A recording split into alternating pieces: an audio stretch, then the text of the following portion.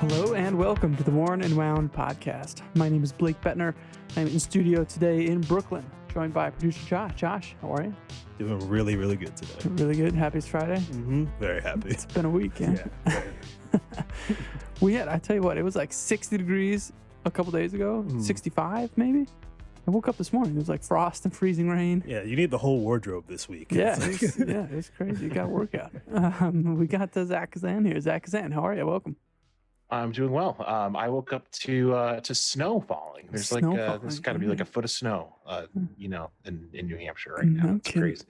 And we've got Thomas Callara, who sounded the emergency alarms there for 35-degree weather there in Southern California. Are you surviving? Right. I am surviving. Okay. It does look like that I'm on the East Coast like you guys, but no, I'm in fact in Southern California, and yes. I live to see another day so far. What do people in Southern California do when it goes into the 30s? They're just like, I guess I'll just die now. Well, you do see the overcoat come out during the 50-degree weather, but I didn't see a lot of people outside today. So. Yeah, all right. Sun's coming out now, so 50 degrees. I lose the jacket when it gets to be 50 degrees. All right, spring is coming. Yeah, bust the stems out a little bit. Yeah. There you go. Thomas, you had a bit of an adventure that you talked about on the site. Here, we'll get into that. But first, what are you wearing on your wrist? So today I have the Seiko Diver SNE 573. Just wanted to go back to it. Haven't had it on wrist for a couple weeks, so saw it in the box and I figured I'd give it a wear for a couple of days. Very cool. Very cool. Good weekend watch there. Zach, then what do you got on your wrist? Wearing the Oris Rectangular today. I'm writing about for the site. It's in for review, so that'll be on the site at some point in the near future. And I'm just kind of giving it a little test run. Any first impressions that you care to share? It's really nice. It really reminds me a lot of the type of vintage watches that I used to be into, like when I first got into watches, and you could find interesting vintage watches on eBay for not a lot of money. It really kind of reminds me of some of those hidden gems that you'd be able to find back when watches were not quite as mainstream as there. It seems like everyone's already picked over all these old vintage watches. You got to go into the deep recesses of eBay to find. I just don't think they're. Yeah, it's getting harder and harder to find watches like this. So I'll touch on that in the review. But it's a nice, charming little throwback watch. It's cool. Yeah, it's a tidy little package. I remember being taken by its size when I saw it. It's small. It's small, but it's very comfortable. The case has a stepped case design, so it has some body to it. It's there's a sculptural kind of quality to it. It's nice. It's a throwback watch. I'm not usually into the vintage reissue stuff and new watches made to look like old watches, but this one has some charm to it for sure. Yeah. It's a very handsome Art Deco style watch there. Yeah.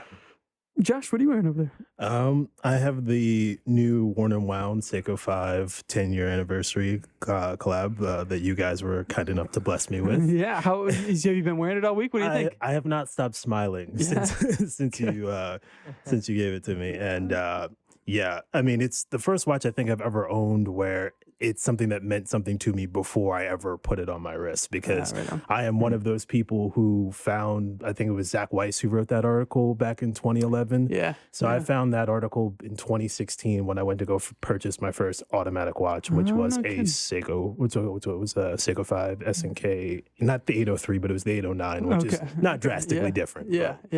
Look at that. That's come full circle then. Yeah. That's awesome. So for me, when I saw that you guys were releasing this, I was just like, this watch actually means something to me. So yeah. No, I'm glad to hear it. It looks great on. I like it on that NATO too. Yeah, the NATO looks great. Yeah.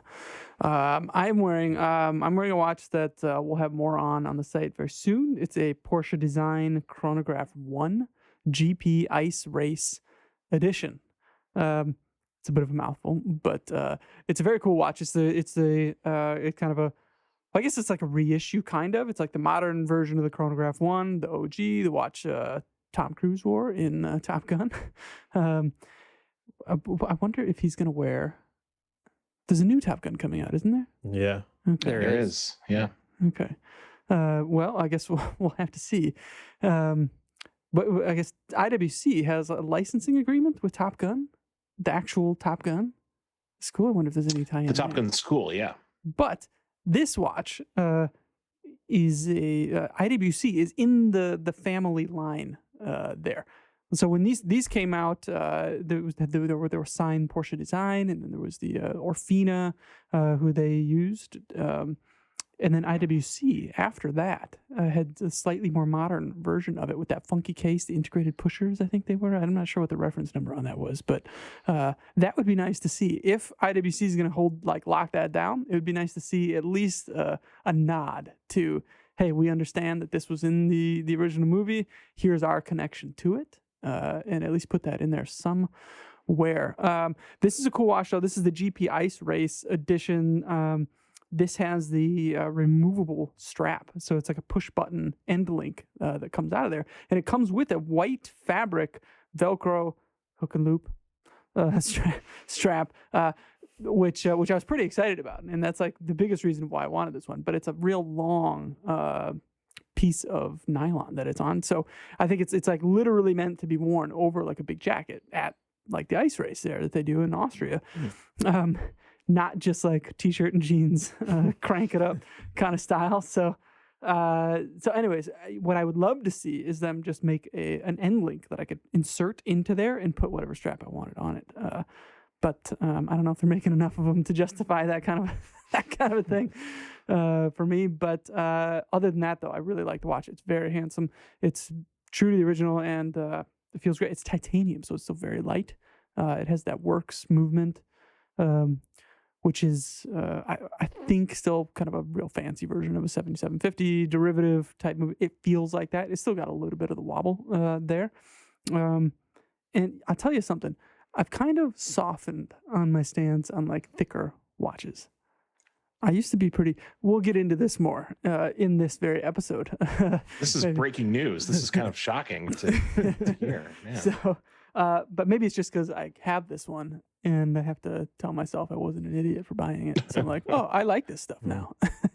And we've all done that, right? Lots of justification going on in this hobby. Yes. Yeah. How would I know what time it was if I didn't have all these watches? Zach, I need all of these. Yeah. I need all these watches. All right. So we're about a month away from Watches and Wonders. So it's a little bit slow. There haven't been a whole lot of releases this week or even the past couple weeks. We talked to Max from Watch Crunch last week. That was a fun discussion. And thank you to everyone who came on to Watch Crunch and made an account and called me. I've been poking around there the last week or two. I saw a couple of you mention Worn and Wound, and then that we sent you over. So thanks for the shout there. Have any of you guys signed up for an account? Have you poked around Watch Crunch? I did the day of. Did you? I did the day of, but I haven't poked around yet. Okay. Zach, Thomas, what about you guys? Yeah, I'm on there. Yeah, definitely. I'm lurking. I'm not really not contributing yet, but I'm quietly standing in the corner, kind of watching, hiding in the comments. Yeah. There you go. Well, maybe somebody will make like a Zach Kazan fan club account on there, and then you'll have to come out and, Yeah, I don't think my mom's on the site yet. Okay. But, When he finds his anti-NATO straps ally, that's when. Yeah. Just say no to NATO. yeah. No, if you missed that one, go check it out. It was a fun discussion with him. And check out Watch Crunch. We are not affiliated with them, by the way, in any way, but it's been kind of a fun little joint to check out and be a part of. I've been posting wrist, like, what are you wearing today? Wrist shots. I haven't done that in a long time on like forums. What are you wearing today? And then it's like the date. Yeah, that's a throwback. Oh, yeah, man. that's Yeah, it took That's me. a Shot Watch on You the phone. Seek throwback, right? Yeah, for sure. like Yeah. Ernie Romer's days. Watch You Seek, like old Yep. school, the good old days. but then you kind of like work through your whole collection a few times over in the threads, and then you're like, oh, I guess I can't keep like posting the same. Now I gotta admit something. Yeah. So I'm like relatively new to Watch You Seek. So I know Wow, that there okay. was a point where I was trying to be more active so I can participate in the selling forums or Yeah. the buying forums. Yeah. But yeah, no, I that was definitely like I was like, oh, this is like a thing. Like I can like post like wrist shots here and kind Yeah. of see what everybody else is wearing. on Yeah, it's cool. forums. I mean, Watch and Seek is still super active. You know, It really is. the public forum, the even the branded forums. I've been spending a lot of time on the Zen Sub Forum there. I don't know. That's like a rabbit hole that I've been going down pretty deep here. Speaking of Zen, Thomas, you had kind of an impromptu adventure last weekend in your Zen. Tell us about that. Yeah. Speaking of Zen, speaking of NATOs, and speaking of straps that go over the jacket sleeve. Yeah. So this week or this past weekend, I was able to kind of get out and about with a Zen 104. So yeah, it was just it was the centerpiece around a series that I am trying to kind of create and be to have it to be part of Worn and Wound, and it's essentially just kind of the little micro adventures that I will be going on and kind of just inspire other people to kind of get out there and do their own thing. And yeah, and it just so happened that I had a Zen in hand to kind of do a little micro adventuring in. And so it was actually one morning me and a buddy of mine, we ended up deciding to go on a hike, and it was two peaks that we kind of wanted to tackle. And the end of it was supposed to be kind of just to have a cup of coffee on top of a peak and kind of watching the sun come up. And the intent there was to kind of do all that within a couple of hours, and then still have the rest of the day to kind of do our own thing. Mm. So yeah, it was a nice little a little trip into the hills, a little malfunction in the middle there. Yeah, tell us about Maybe- that. What happened here? And then Yeah, people so- will understand the function of a NATO strap. yeah. So and again, this has nothing to do with the Zen itself. This is just partly me choosing to use inexpensive spring bars. But so Okay. yeah, There it while is. The truth comes out. yeah, there you go. So yeah, while we were kind of just shedding layers towards the backside of Cowles Mountain, right when I put my jacket on and was just adjusting the NATO, one of the spring bars popped. So luckily enough, the other spring bar towards the on the 6 o'clock side stayed on, and yeah, we ended up finishing the hike. I mean, I should have just put the watch in my pocket at that point, right? But for the sake of being a true watch guy, or just to see like just the coolness of it, just to see the Zen just kind of like dangling there as we were just making our way towards the other peak. I kept it on. But yeah. So for you guys out there, if you guys are just going out, put your watch on a NATO Yeah. just in case. Yeah. Yeah, there you go. And yeah, micro adventures. I like that. Yeah. Better than microaggressions, right? Right.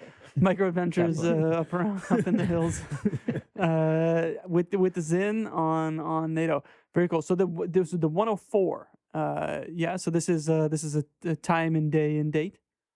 Right. Yeah. And it's got and again, funny enough, because you had mentioned IWC and like pilots' watches and Top Gun.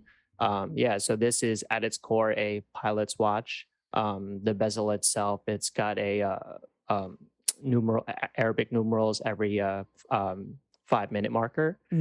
Yeah, and it's a really nice watch, very legible. And I had mentioned in the article as well that just the bezel itself, it just makes you want to time something. It's got this gauge or tachymeter feel, or speedometer feel, I should say. and it just kind of makes you want to time something. And for me, it just was the watch that I just kind of wanted to kind of take into the hills and kind of just keep track of time and see how fast we were doing the climb. And yeah, I mean, it's a killer watch. And again, it just doubles up as a diver. It's got 200 meters of water resistance. So I mean, you can make a good case for this watch being an everyday watch. Yeah. Yeah, absolutely. It's handsome and functional, of course. And that was quite a cool adventure. You got some good shots of that. Be sure to check out the full story on One and Wound right now. Out of Office is what it is called. And it's a series, so presumably there will be more, and more watches going on, more adventures, more micro adventures, more.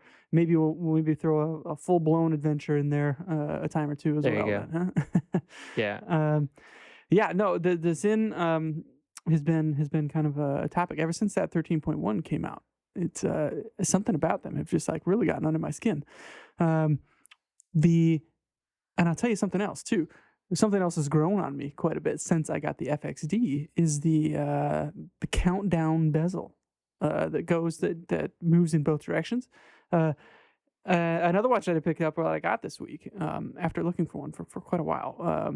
An Easy M1 has the countdown bezel that is bidirectional as well.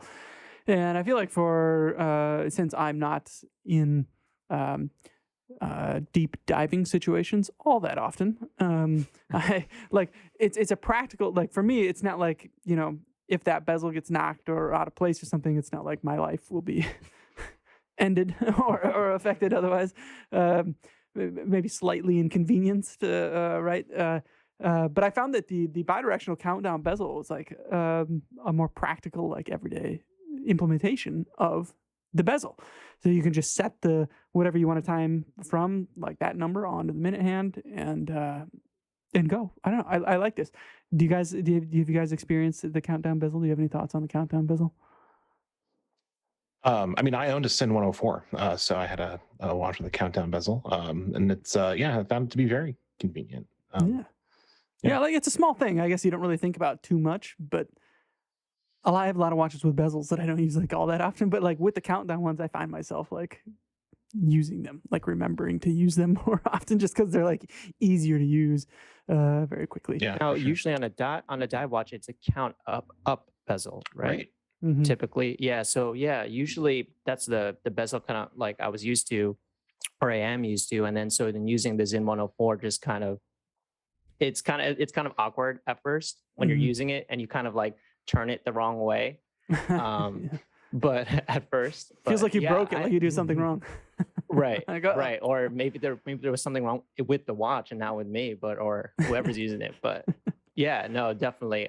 I could see the case for a countdown. It's something I would have to get used to, Yeah, it's cool. I like them. We'll have a lot more on Easy M1 soon as well. So if you have any curiosities or questions about that watch, be sure to let us know and we'll incorporate it into what we're doing with it. We'll have some video and written content on that coming soon. What else was this week? Zach, there was a slew of Hublot watches that released this week. Indeed. That had pretty slick dials. These, I like these quite a bit. Me too. If they were like a quarter of the price, I'd be having a think. How much are they retailing for? Like 20,000. Oh wow. Yeah, they're about 20K. Yeah, about 20K. But they've got a look though. They've got a vibe. Zach, tell us about these things.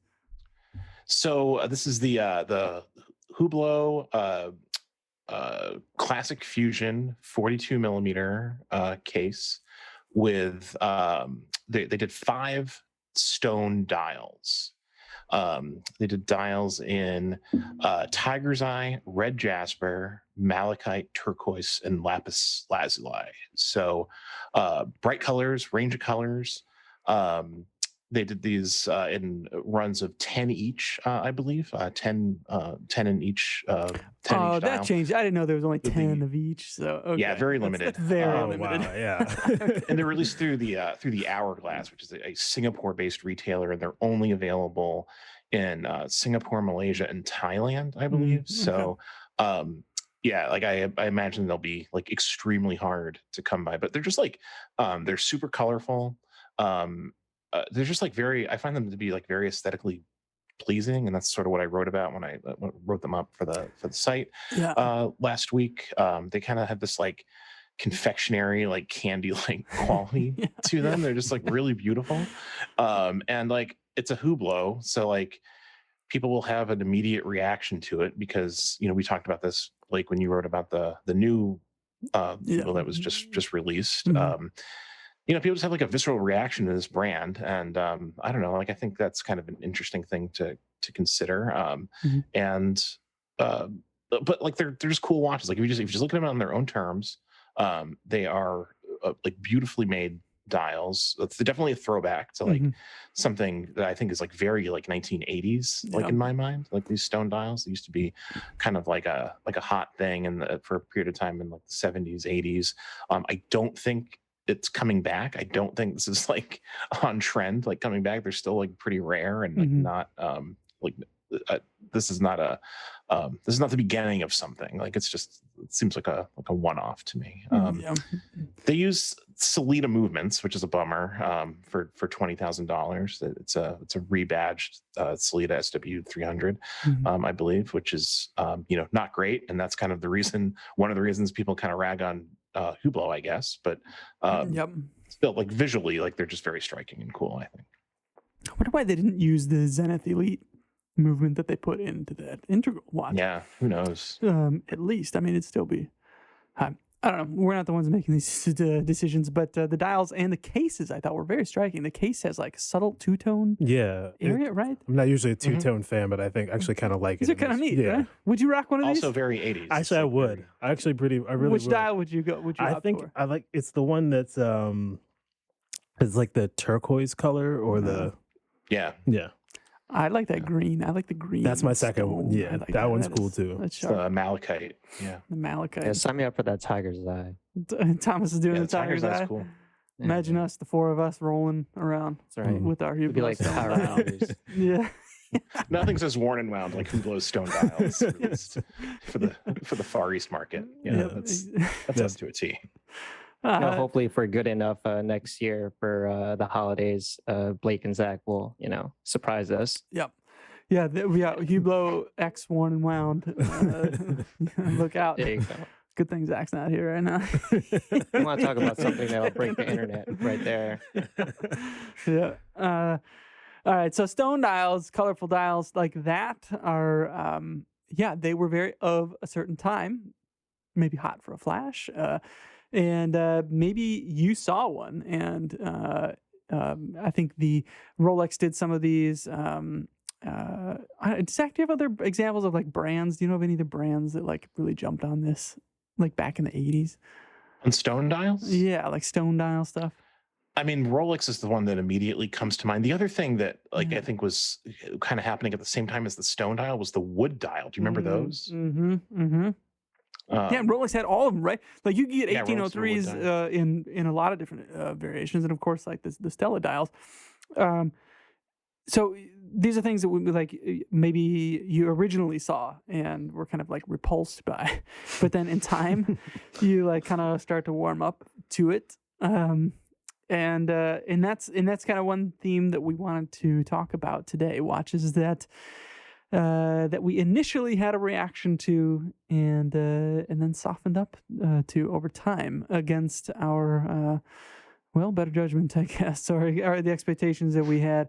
It's happened to all of us, surely. We see a watch, maybe early on, or maybe you've been collecting for a long time. You see a watch, and it's just like an immediate put off. But then you see it on somebody's wrist, or you see it on a different strap, which is usually the case for me. When I see a watch on like one of those black crocodile straps, I'm kind of immediately like, nah. That's no good. Like, but then I see somebody else like dress it down on it or put a different kind of strap on it, and I think, oh yes, that watch like makes sense now. To me, it's just a failure of my own imagination. It's like when you're gonna buy a house, that's a thing that people used to do, buy houses, and you go in and it's like the carpet's kind of ugly and the drapes are like mismatched. You're like, no, this house is trash. But then you your wife or your husband or whoever, or the realtor is like, oh, a couple changes here, surface, new drape, you're in business. And then it just takes somebody with that with that vision. I'll say there are a few watches that I've been that person. I hate that carpet. I hate this whole house. And then you realize after the fact, oh, okay, it's not so bad. So Such a good analogy. In this market, you pay 10% over asking cash for the house with the bad carpet. Yeah, And, you got to come in hot. Same with watches. Yeah. Yeah. But yeah, and then after the fact, you realize like, oh, it's so easy to change a strap. Probably easier than changing a carpet in a house, I imagine. I've never done that. I don't know. But Thomas, do you have any watches that come to mind that you at one point would have said no way, no how, that now you would entertain? Yeah, I actually have a couple here. I guess I'll start this off. I want to say one of them was Doxa. Oh, okay. The Like the Doxa Doxa Sub Sub 300. 300. Okay. Yeah, It's yeah, an and, unusual had, case shape, bright Right. colors, right? Okay. exactly, Yeah. exactly. And you had mentioned that you were coming around on thicker watches, and for me, just the Sub 300T was just a watch that was something that I needed to see in person in order to understand what that watch was about. I've gravitated towards that watch because of the story behind the brand and behind Cousteau using that watch on his expeditions. But yeah, that was a watch that at first and just on screen, I was like, man, I don't get it. It's just too big. It's too chunky. It's got this like small dial. And it wasn't until I was able to get my hands on one during a meetup, and I was like, okay, I like kind of get it. The case width isn't really 42 millimeters, just because the dial itself is just a smaller dial, so it just wears smaller. And then I actually had owned one. I had a 50th anniversary's a Sea Rambler, and it had the Aqualung logo in the lower left quadrant. And this is the silver dial, yeah? Exactly. The Sea Rambler, And then I had measured the dial, and the dial came out to, I think it was like 27 millimeters compared to the 42 millimeter case. And then like you had mentioned straps as well. That watch just accepts any strap. I'm sure you've seen the Synchron military. It's just that same type of like that kind of H end link kind of thing, or where the case or where the strap goes into the case. And man, that watch just looks so good on any strap that you put it on. The watch has long been sold, so just because I couldn't get with the that Aqualung logo in the lower quadrant was just something that kind of threw me off. But that's what made the original so rare, Thomas. Come on. No, it's fine. It's fine. You just make mistakes along the way. I mean, I'm still kind of looking for one of those 50th anniversaries without the logo, and I know they did make them in the black dial, silver dial, and orange dial. But that's the first one that comes to mind, man. Is that the Doxa Sub 300T? Yeah, that's a great example of a watch that is it's kind of strange, and if you don't really know the story, the Aqualung logo, especially the filled in one, the so-called black lung, is kind of like, what is going on here? Why is this thing on the watch? But Cousteau was instrumental in development of this, and this was a watch of war. So the supplier, I think, carried this watch. So they allowed so the first ones had that logo. James Lambden would be able to tell the story much better. He's owned there's like a small handful of the original black lungs that are kind of out there, and I think he's right. Like the half insignia is from the U.S. divers, and I believe that was the American company that Cousteau had partnered up with in order to sell these the rebreathers. Scuba equipment. Exactly. Because that's including the watch. That's what the symbol actually is. Exactly. Right? It's like a scuba tank. Or two scuba tanks. Yeah. So they very quickly transitioned over to it's like a transparent. It's just like an outline of the logo on the dial, so it doesn't like really distract. But the original ones, it's like a huge black dot Right. in the corner of the Exactly. dial, so it's a little strange. But like those are the things. Like if you don't know that, it's you see it and it's kind of like, And like honestly, even if you do know that, I think it's okay to say like, yeah, I don't prefer that. I know it's cool, they're rare and all that kind of stuff, but Right. that's it's just not my jam. That's a watch that I think is what caused me to start coming around to mesh bracelets as well, which I was originally, I think the first time I saw a little like, I don't know about that. But you see it in the right context or on the right watch, and you kind of like, yep, I get it. And that is a watch that accepts a mesh bracelet beautifully. Excellent selection. I like that one a lot. Zach Kazan, what about you? And do you have any thoughts on the Doxa Sub 300?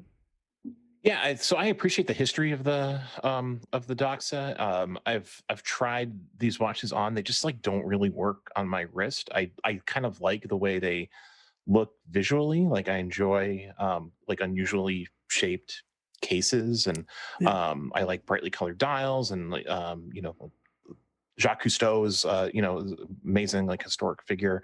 So like I appreciate these watches. Just like whenever I try one on, it just doesn't really feel or look right on me. But props to people who can pull it off or who find it comfortable, because they're kind of like cool, funky watches with an interesting past. Yeah, definitely. All right, so take us in a different direction. Assuming yours is not hardcore diver. No, it's not. I have, I can take it in a very different direction. So There you go. a watch, a type of watch that I was kind of allergic to like early on, that I've recently gained an appreciation for, are gem set and exotic Rolex sports watches. Wow. Okay. So We I just take a have, moment to take that in.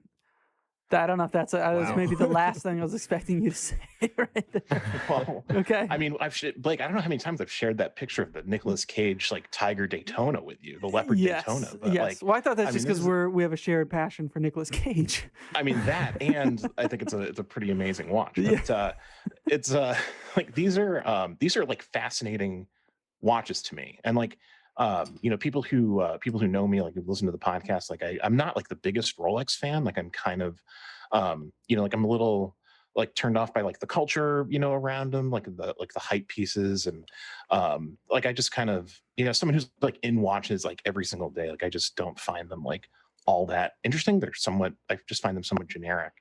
But the gem set stuff is like insane, and like there are all these different designs. Basically, like almost every sports model has like a crazy gem set like counterpart that's not often not on the website, often not released with like the main releases, like in the springtime when they release a new watch. They're just kind of like pushed out onto the market to like very serious collectors through authorized dealers at random times, and like some of them like turn up on Instagram and like other places, and some of them don't. Yeah. And they're just like a really rare Or on thing. the wrist of Nick And Cage. also, right, yeah, like on the wrist of like Nicolas Cage or Mark Wahlberg, or like whoever like has one of these watches. I can link to like Instagram accounts in the show notes.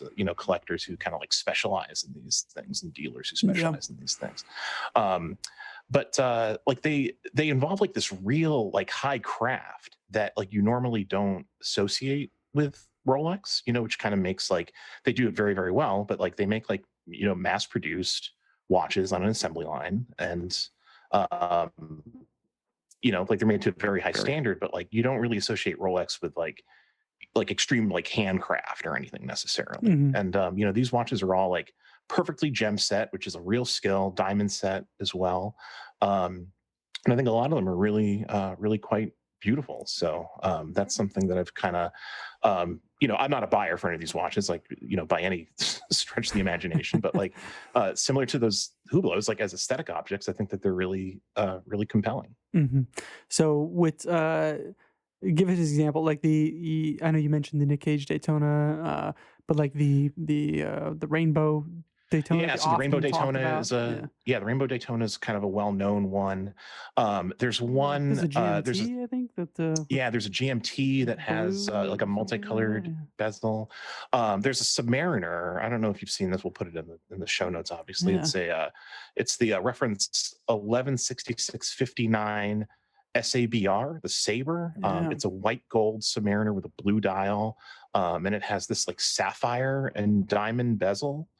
So it's blue with like diamonds every 5 minutes, and the lugs and crown guards they're diamonds, set into the case as well. It's just like, I mean, it's jewelry. Like it's not a sports watch, but it's like, like there's real like handcraft and like skill involved in like putting something like that together, and I think it's kind of cool and like genuinely rare and special. I remember when we had Blake Mallon and Zach on, and I forget what we were talking about, but Blake Mallon mentioned that he liked the Rainbow Daytona. Yeah, and I remember that. Zach Weiss almost fell out of his chair. I remember that. He's like, "Who are you?" right now. But I'm with Blake Mallon. I like that one a lot. Yeah. And cool. I'm generally not a fan of gem set dials like that. So, but that one is quite special, I think, and very lovely. I know that they make gem set like the platinum Daytona and even the white gold with black and like diamond indexes. To me, just look like a little sloppy. Not in their execution, but just the aesthetic of it. Like, because it's a gigantic diamond is the hour, so it just kind of like breaks the. I don't know what I find appealing about the Daytona, right? So, like the version that I have, they make that with the diamonds at the hour markers. I don't know, it just doesn't do it for me. But the colorful ones, that's a different story. And I think those are, if you're gonna do it, like, go all out. No, I like that one, and a surprising pick.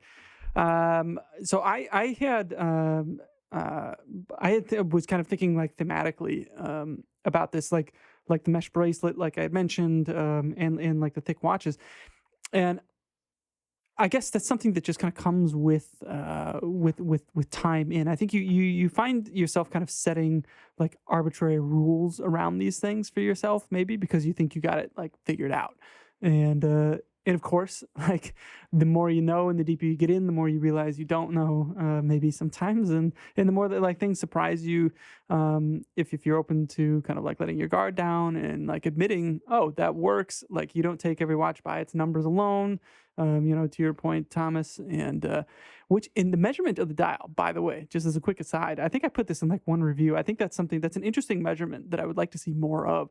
I think I had taken the measurement of the diameter of the dial of the 36 millimeter Explorer and found that it was the exact same diameter as the dial area of the Submariner. Anyways, I don't know, like watches that you think very differently of in terms of like sizing sometimes, like how all the proportions like kind of work together, or why smaller watches look really big if they have like a much larger dial area.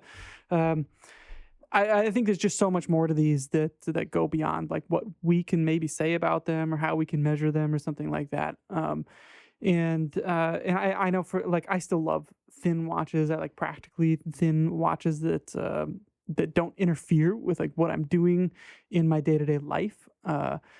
And I had kind of mentally put some like, okay, these thick automatic chronograph watches, like these are ridiculous. You just can't wear them. Like they look great on the wrist or whatever, but like actually wearing them, it's tough.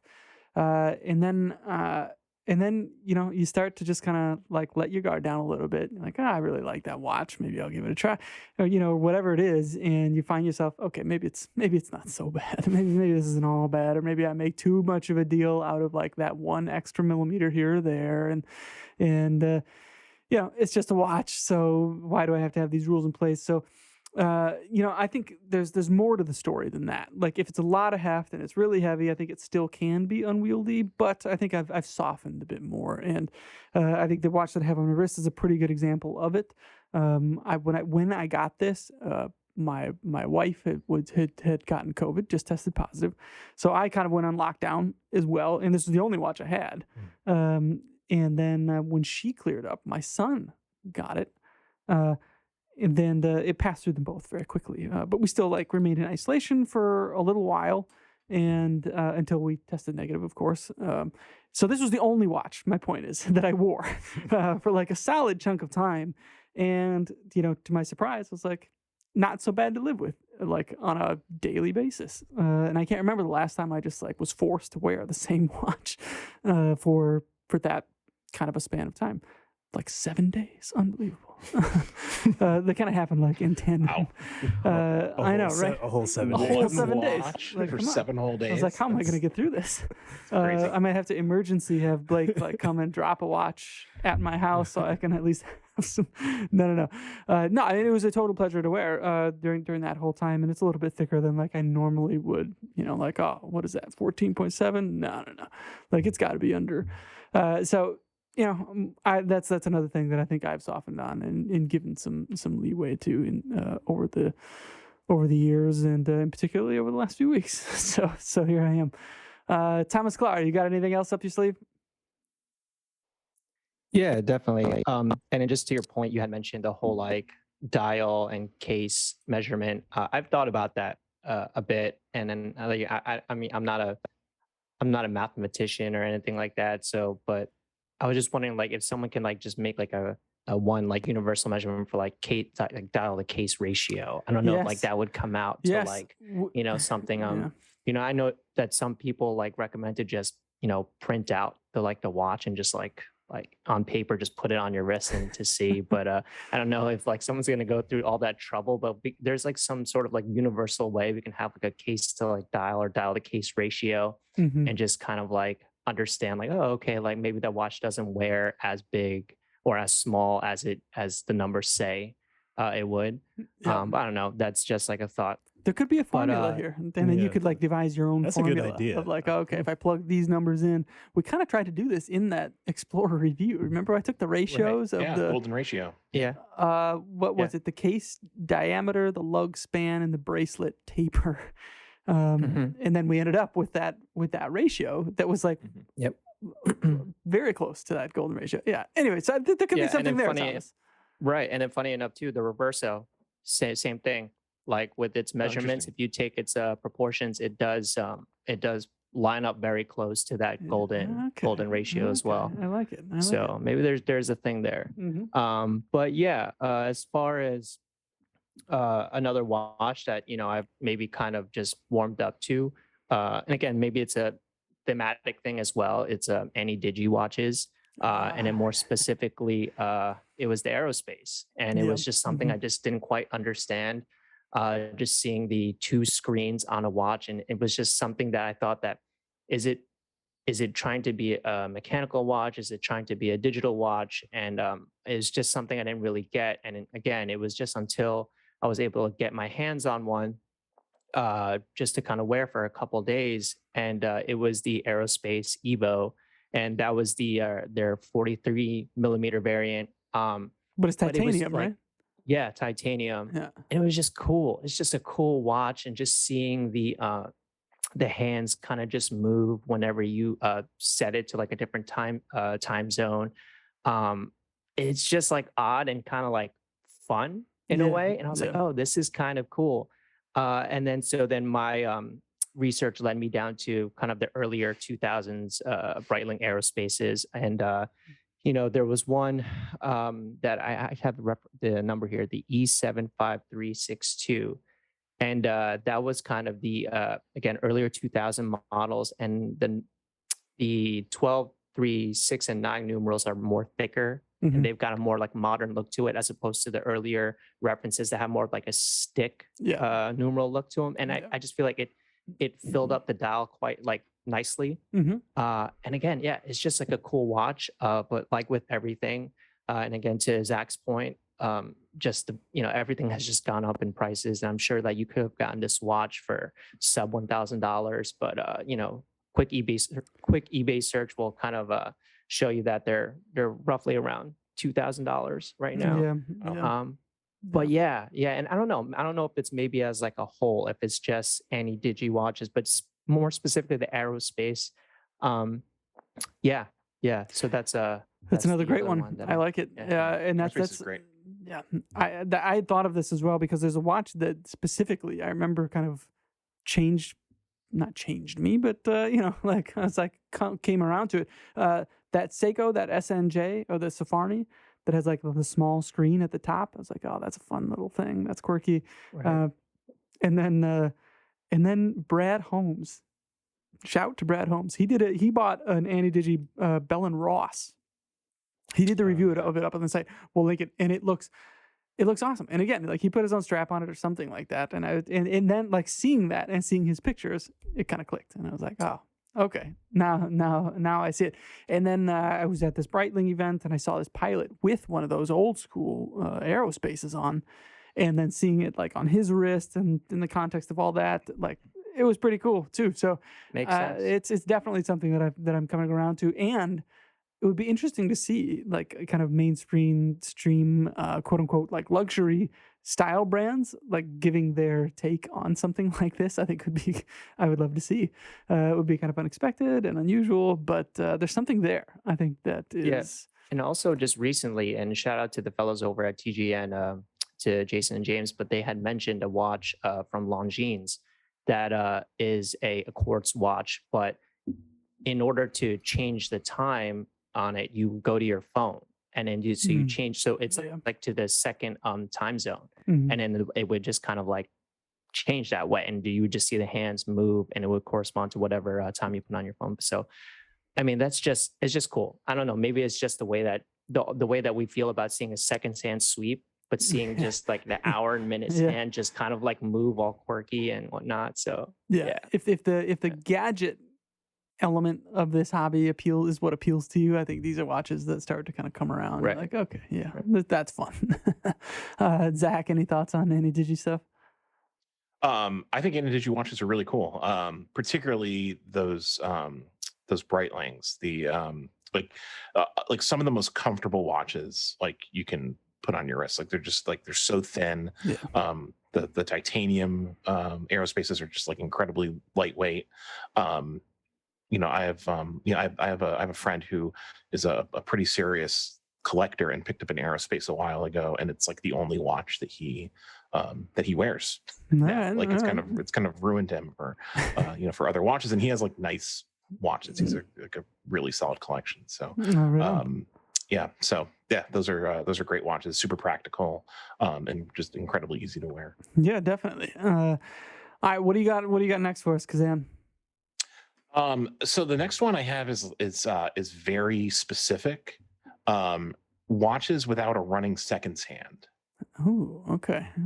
Like back when I first kind of got into mechanical watches, that sweep seconds hand, the running seconds hand, was really important to me. Like it kind of like was a tell that the watch was mechanical, and like to me that meant the watch was was special, and that like I was like part of that club that like has a mechanical watch. I think that's a pretty typical thing that people look for kind of early on when they're in the hobby. And just kind of lately my kind of well documented kind of like transition from like being interested in like tool watches and sports watches and like more like kind of casual or like slightly dressy watches. I've just sort of had my eye on and been open to watches with like much cleaner dials made for obviously like very different purposes, potentially without a running seconds hand. And I kind of see an appeal there that I didn't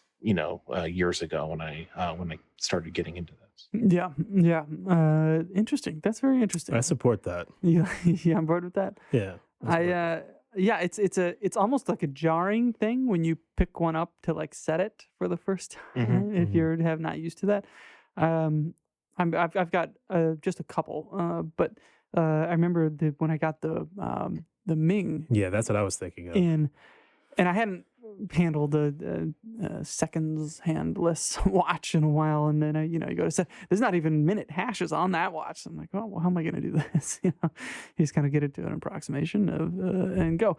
But there's something very soothing about it, right? Like it doesn't. You don't really decipher any movement or anything like that. So it just kind of is what it is. Yeah. That's interesting though. I could see that like really bugging some people. Like I need to have that if it's like I need to be able to set it directly on. But yeah, okay, I can get on board with that. I feel like that's like a philosophical choice too, in a way. It's like you're not worried about every second of every day. Yeah, there you go. Yeah, I like it. Definitely I'm not just- worried about every second. I'm just curious, Zach. So now when the watch was running, did you have to kind of like, and you didn't see the second sand start moving, did you like hold it up to your ear just to be like, oh, okay, like it's going at So first? I don't currently own a Okay. watch with Without it. without a running second hand. Actually, it's just something like there. I kind of like have my like my radar set for like certain watches like down the line, and like maybe one or two or more, who knows, like will not have a running second hand. So it'd be a different kind of experience of ownership, I think. But I kind of like I just kind of like it as an idea, and I'm open to it in a way that I that I wasn't before. Right. Interesting. Yeah, because that's what happened. That's what happens with my reverso. It's because I'd wind it, and then like I don't see the second sand Yeah, going. sure. So You're then just you just gotta trusting. Right. Right. Trusting that it worked. Just adjust. Yeah, but yeah, you just hold it up to your ear and just like, oh, okay, it's going. It's Yeah. going. Yeah. It's the same with the EZM1. It has no running second hand either. It's just the minutes and hours, and then the timing seconds and timing minutes hand that are stacked there up at top. It's one of the things you don't really think about it, I guess, with the watch, and then it's kind of, oh wait, there's no second hand. Even some famous watches, the Royal Oak and the 57 Sure.